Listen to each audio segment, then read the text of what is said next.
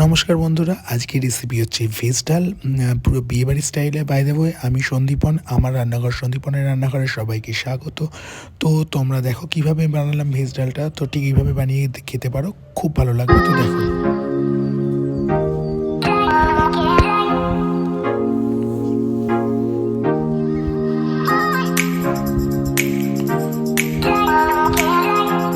প্রথমে আমি ভেজ ডালটা বানাবার জন্য যা যা উপকরণ লাগবে সেগুলো সব নিয়ে নিয়েছি, যেমন ডাল, কাজু, কিশমিশ, নানা রকম ভেজিস ভালো করে কেটে নিয়েছি, মটরশুঁটি, কিছু গুঁড়ো মশলা, টমেটো কুচি, আদা, কাঁচা লঙ্কার পেস্ট এবং কিছু গোটা মশলা। তো প্রথমে যে কাজটা করতে হবে সেটা হচ্ছে শুকনো কড়াইতে ডালটাকে সুন্দরভাবে লাল লাল করে ভেজে নিতে লাগবে। তো অনেকে ডালটাকে ধুয়ে তারপরে ভাজে, তো আমি না সাধারণত আগে ভেজে নিয়ে তারপরে ধুই। তো নর্মালি দেখো ডালটা সুন্দর ভাজা হয়ে গেছে এবং ডালের সুন্দর স্মেলও বেরিয়ে গেছে ডাল ভাজার। তো এরপরে আমি সুন্দরভাবে ডালটাকে ধুয়ে নিয়ে গরম জলে আমি সিদ্ধ হতে বসিয়ে দিয়েছি। তো ডাল সিদ্ধ হওয়া পর্যন্ত তোমাদের বলে রাখি একটা কথা, তো এটাকে আমি নুন আর একটু হলুদ দিয়ে ডালটাকে বয়েল করবো ঢেকে দিয়ে আস্তে আস্তে।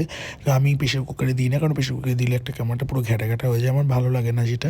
বেশ কড়াইতে সেদ্ধ করলে একটু দানাদার দানাদার থাকে, আর ভেজ ডাল ওটাই বেশি ভালো লাগে। তো দেখো ডালটা পুরো সেদ্ধ হয়ে গেছে।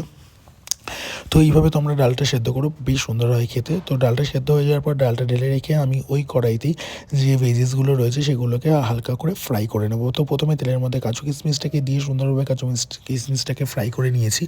এরপরে যে বিভিন্ন ভেজিসগুলো আছে তার মধ্যে গাজর, ক্যাপসিকাম, এগুলোকে আমি ক্যাপসিকাম আমি দিইনি, গাজর আর বিনস এগুলোকে আমি হালকা করে ফ্রাই করে নেব। তারপরে দেবো ফুলকপি।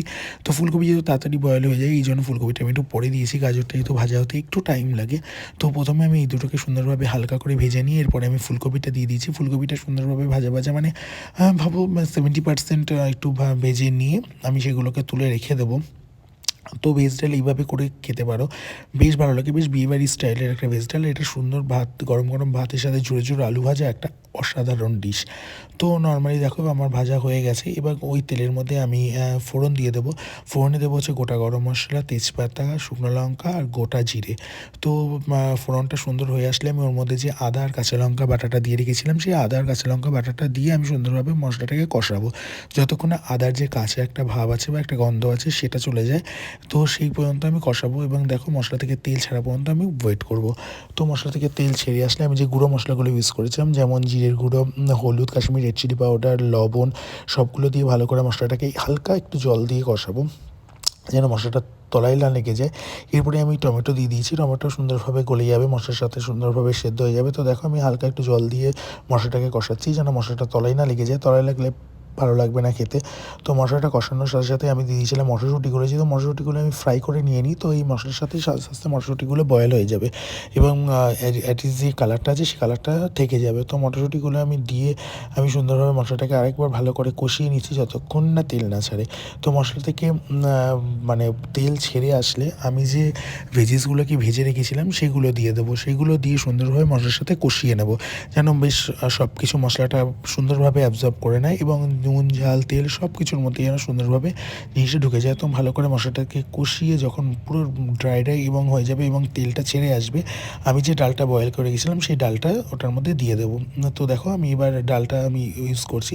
তো ডালটা প্রচণ্ড ঘন ছিল, আমি এর মধ্যে আরেকটু জল ইউজ করছি। তোমরা তোমাদের মতন পরিমাণ মতন জল ইউজ করবে, কেননা কে কেমন খায়, বাট আমি একটু ঘন ঘন ভালোবাসি, তো এই জন্য আমি ঘন ঘনই করেছি। তো এরকম ঠিক অবস্থায় আমি একটু চিনি ইউজ করেছি, কেননা ভেজ ডালে একটু মিষ্টি মিষ্টিটা বেশি ভালো লাগে ভেজ ডালটা খেতে, সেই জন্য আমি ভেজ ডালটা চিনি ইউজ করেছি। এবার আমি ঢেকে দিয়েছিলাম। তো ঢাকনা খুলে দেখো আমার ভেজ ডাল পুরো কমপ্লিট, সুন্দর সব কিছু ভেজগুলো সেদ্ধ হয়ে গেছে এবং সুন্দরভাবে ভেজ ডালটা হয়ে গেছে। আমি নামানোর আগে ঘি ও গরম মশলা ইউজ করব, তো ভেজ ডালের টেস্টটা আরও বাড়িয়ে দেবে। আর এটাতে একটুখানি ভাজা জিরের গুঁড়ো ইউজ করা যায়, কিন্তু আমার কাছে ভাজা জিরের গুঁড়ো ছিল না বলে আমি এই জন্য ইউজ করিনি। আমি জাস্ট ঘি আর গরম মশলা ইউজ করেছি। তোমরা নামানোর আগে একটু ভাজা জিরের গুঁড়ো দিলে বেশ আলাদা একটা সুন্দর আরেকটু ফ্লেভার আসে, বেশ খেতে একটা বেশ আরেকটু টেস্ট হয়। তো তোমরা সেটা ইউজ করতে পারো, ভাজা জিরের গুঁড়ো। এরপরে আমার ডাল পুরো কমপ্লিট, আমি গ্যাস অফ করে দিয়ে আমি এবার একটা সার্ভিং বলে সার্ভ করে দিচ্ছি। তো প্লিজ তোমরা এইভাবে বানিয়ে খেতে পারো। তো বন্ধুরা আজ ভিডিওটা কেমন লাগলো তোমরা জানিও, ভালো লাগলে লাইক করো, কমেন্ট করো এবং সাবস্ক্রাইব করো এবং পেজটাকে ফলো করো। আমার প্রোফাইলটাকে আরেকটু মানে ভালোভাবে তোমরা সাহায্য করলে একটু ভালো দিকে যেতে পারবে এবং তোমাদের সাহায্যতেই আমি এগোতে পারবো এবং নতুন নতুন রেসিপি দেখাতে পারবো। আমি যেটাই রান্না করি তোমাদের সাথে সেটাই শেয়ার করি টুকটাক, বাট সবসময় হয়ে ওঠে না, কারণ কাজের চাপের জন্য সবসময় হয়ে ওঠে না ভিডিও করা। আর ভিডিও করা মানে এডিটিং করা, সব কিছু করা একার হাতে সম্ভব হয়ে ওঠে না। তো বন্ধুরা ভালো থেকো, নমস্কার, আজকের মতন এখানেই রাখছি। ভালো লাগলে প্লিজ লাইক কমেন্ট করো।